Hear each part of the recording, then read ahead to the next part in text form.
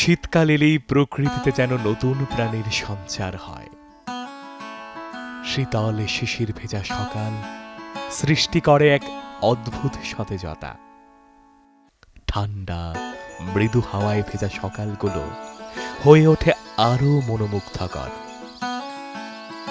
এই সময়টি প্রকৃতির সৌন্দর্যকে কাছ থেকে দেখার ও অনুভব করার সবচেয়ে উপযুক্ত সময়।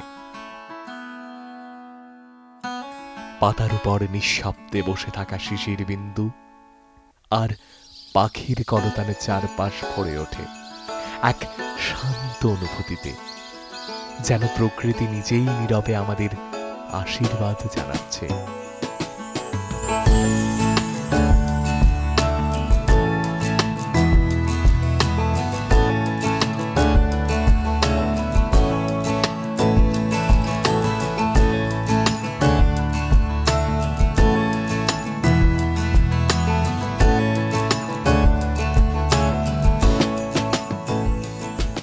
এই শীতের নীরবতায় ত্রিপুরার হ্রদ, জলাশয় আর বনাঞ্চলে এসে হাজির হয় বহু দূরের অতিথিরা। হাজার হাজার মাইল পেরিয়ে এমনকি সুদূর সাইবেরিয়া থেকেও তারা উড়ে আসে এখানে। এরা পরিযায়ী পাখি, Eurasian moorhen, green wing teal, grey headed lapwing, Asian open bill, white wagtail, Richard pipit, marsh piper সহ আরো নানান প্রজাতির পাখি এই সময়ে ভিড় জমায়। ইউরোপ, আফ্রিকা ও উত্তর আমেরিকার বিভিন্ন অঞ্চল থেকেও তাদের আগমন ঘটে। শীতকাল পরিযায়ী পাখিদের জন্য এক জরুরি সময়। কঠোর আবহাওয়া এড়াতে এবং খাবারের খোঁজে তারা প্রতি বছর বাসস্থান বদলায়। দেশের নানা প্রান্তের অভয়ারণ্য, হ্রদ ও জলাভূমিতে তারা আশ্রয় নেয়।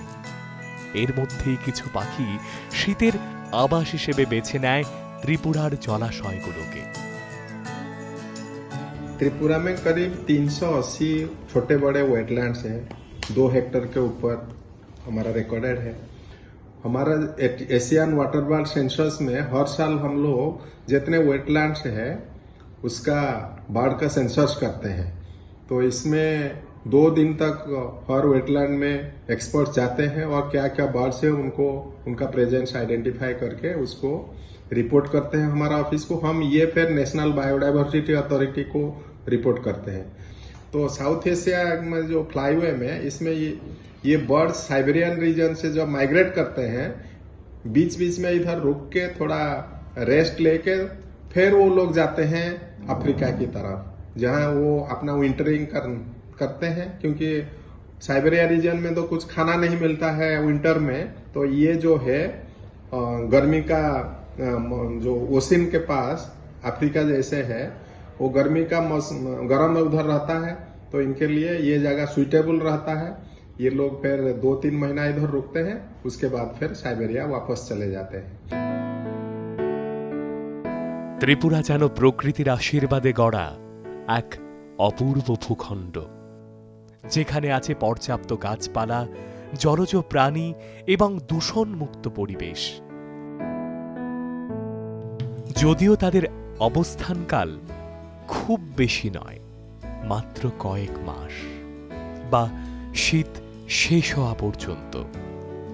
যদিও নতুন পরিবেশ ও আবহাওয়ার সঙ্গে মানিয়ে নেয়া তাদের জন্য খুব সহজ কাজ নয়, তারপরেও অতিথি পাখিরা এই কাজটি খুব দক্ষতার সঙ্গেই করে থাকে। ত্রিপুরার অসংখ্য ছোট বড় হ্রদের মধ্যে গোমতী জেলার উদয়পুর শহরে রয়েছে শুকসাগর। শীত এলেই বহু পরিযায়ী পাখি এসে এখানে ভিড় জমায় এবং কিছুদিনের জন্য এই স্থানকেই তাদের আশ্রয় বানায়।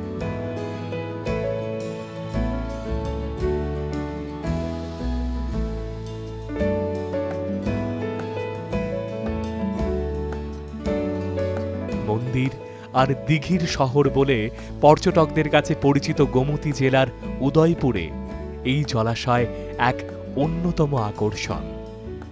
এখানকার জল সংসারে প্রতি বছরের মতো এবারেও দেশ বিদেশের বিভিন্ন স্থান থেকে হাজির হয়েছে পরিযায়ী পাখিরা। আর এই মনোরম দৃশ্য উপভোগ করতে সকাল থেকেই ভিড় জমছে পর্যটকদের। সেই পাখিদের প্রাণ ভরে দেখতে যেন কোনো সমস্যা তৈরি না হয়, সেই বিষয়ে খেয়াল রাখতে তৎপর বন দপ্তর। हमारा जो सुखसागर वेटलैंड है वो उदयपुर सब डिवीजन में गोमती डिस्ट्रिक्ट में लोकेटेड है। नियर मातारबारी टेम्पल जो है उसके पास में है।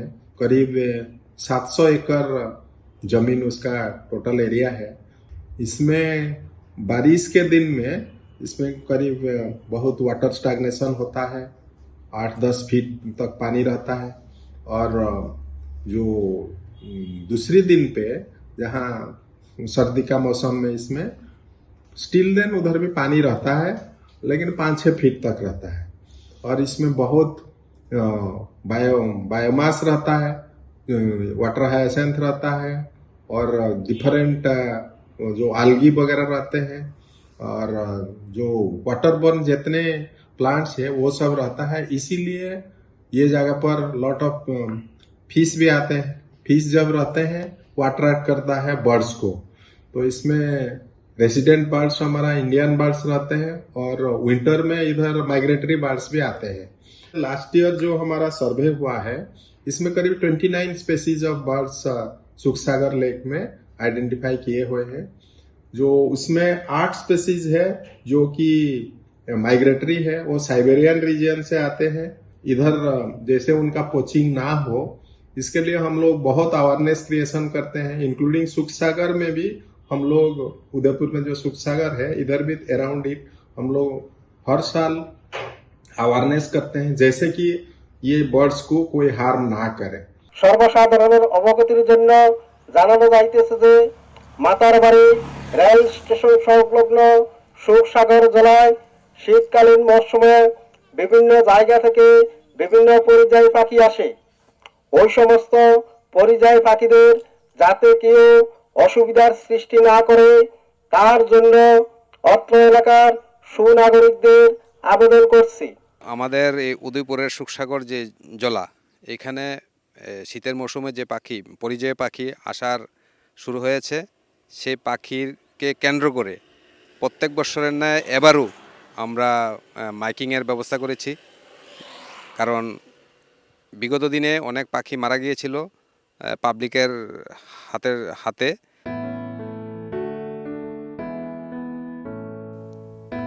ইতিহাস বলে এক সময় উদয়পুর ছিল ত্রিপুরার রাজধানী। এখানেই রয়েছে দেবী ত্রিপুরা সুন্দরী মন্দির, যা 51 শক্তিপীঠের এক পীঠ। হ্রদ আর পুকুরে ঘেরা উদয়পুর শহরের সৌন্দর্য আজ অনেকটাই অক্ষুণ্ণ। স্থানীয় মানুষের জীবনের সঙ্গে এই জলাশয়গুলো ওতপ্রোতভাবে জড়িয়ে আছে।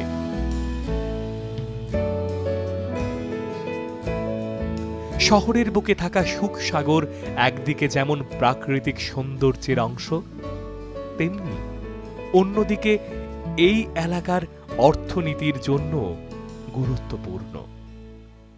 একদিকে উর্বর জমিতে হয় চাষবাস, অন্যদিকে বহু পরিবার মাছ ধরে চালায় জীবিকা।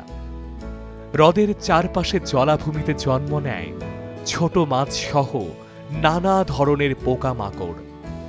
ছোট মাছ ও পোকামাকড়ই পরিযায়ী পাখিদের প্রধান খাদ্য। এই কারণেই সুখসাগরে শীতকালে পাখির আনাগোনা অনেকটাই বেড়ে যায়, আর হ্রদের সৌন্দর্য আরও বেড়ে ওঠে।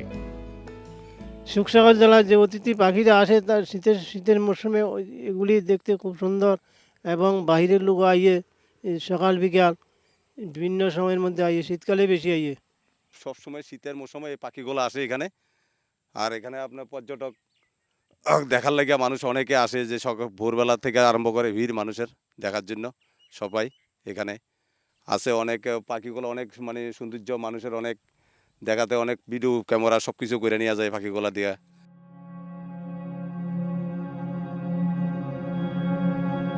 2021 সালের জানুয়ারি মাসে শুকসাগর হ্রদের ইতিহাসে ঘটে এক দুঃখজনক ঘটনা। অল্প সময়ের মধ্যেই বহু পরিযায়ী পাখির মৃত্যু হয়। বিশেষজ্ঞদের মতে কোনো ধরনের বিষক্রিয়াই ছিল এই মৃত্যুর মূল কারণ। এই ঘটনায় পাখি প্রেমী, পরিবেশকর্মী, বন দপ্তর এবং সাধারণ মানুষের মনে গভীর আঘাত লাগে। এইগুলি শীতকালে আসে উদয়পুর শুকসাগর জলাত, এবং শীতকালে আসলে এটি খুব আলোকিত হয়। যাত্রীরা মাতার বাড়ি যাইতে ফটো টটু উড়ায় এবং অনেকে দাঁড়াইয়া দেখে ময়ূরের মতন, দেখতে খুব সুন্দর। এই শুকসাগর জলার এই পাখিগুলি বেশিরভাগই শীতকালেই আসে। আসলে এটি দেখতে সবাই পছন্দও করে। অনেকে কয় আমরা পালমো, আমি কই না, এইগুলি ধরা যাবে না, ফরেস্ট ডিপার্টমেন্টের থেকে অবজেকশন আছে। এই ঘটনার পরের বছরগুলোতে তার প্রভাব আরও স্পষ্ট হয়ে ওঠে। শুকসাগরে নতুন করে আসা পরিযায়ী পাখির সংখ্যা উল্লেখযোগ্যভাবে কমে যায়। কিন্তু গত 2 বছরে শুকসাগর তার পুরনো দিনগুলো ফিরে পেয়েছে। ঝাঁকে ঝাঁকে পাখিরা ভিড় জমাচ্ছে এই জলাশয়ে। এখানে শীতকালে আমরা দেখতে পাই প্রচুর পরিযায়ী পাখি আসে। সারা বছর এমনিতেও এখানে প্রচুর পাখি বাসা বাঁধে, বাসস্থানেদের। তো দেখা গেছিল অতীতে একবার কীটনাশক প্রয়োগ করে প্রচুর পাখিকে মেরে ফেলা হয়েছিল। সাময়িক লাভের জন্য এদেরকে মেরে ফেললে কিন্তু জীব বৈচিত্র্যকে ধ্বংস করা হয়। পাখিদেরও বাঁচতে দিতে হবে, কারণ জীব শৃঙ্খলে তাদেরও অবদান আছে। সাময়িক লাভের জন্য তাদেরকে মেরে ফেললে আখেরে কিন্তু মানুষেরই ক্ষতি। তাই সবাই মিলে এগিয়ে আসতে হবে। তাই আসুন সবাই মিলে আমরা এগুলিকে বাঁচিয়ে রাখি, তাহলেই আখেরে মানুষের লাভ। সবাই মিলেই বাঁচতে হবে। দীর্ঘ 4-5 বছর ধরে পাখি নিয়ে কাজ করছি, পাখির ছবি তুলছি, পাখি কিভাবে মাইগ্রেট হয়ে এখানে আসছে, কত পরিমাণে আসছে, লাস্ট 4 বছর ধরে দেখছি। শুকসাগর জলা তার মধ্যে একটি অন্যতম, যেখানে পরিযায়ী পাখির সংখ্যা প্রচুর আসে, যেটা ত্রিপুরার মধ্যে সবচেয়ে বেশি বলা যেতে পারে। এক কথায় ত্রিপুরার পাখি স্বর্গ যদি বলা হয় তাহলে শুকসাগর জলাকেই বলা যেতে পারে। কারণ 150-250 থেকে 300 ধরনের পাখি আমরা এখানে বা এর আশেপাশে জায়গাগুলিতে পেয়েছি, যেটা ত্রিপুরার জন্য খুবই হিউজ পরিমাণ। 3 বছর ধরে আমরা কাউন্ট করে দেখছি যে পাখির পরিমাণ কমছে। তো এটার পেছনে এটাই একটা কারণ যে বিভিন্ন ধরনের নেট দিচ্ছে বা ভরাট হয়ে যাচ্ছে। তো সরকারকে বা বন দপ্তরকে এই বিষয়টা একটু দেখার জন্য দেখব।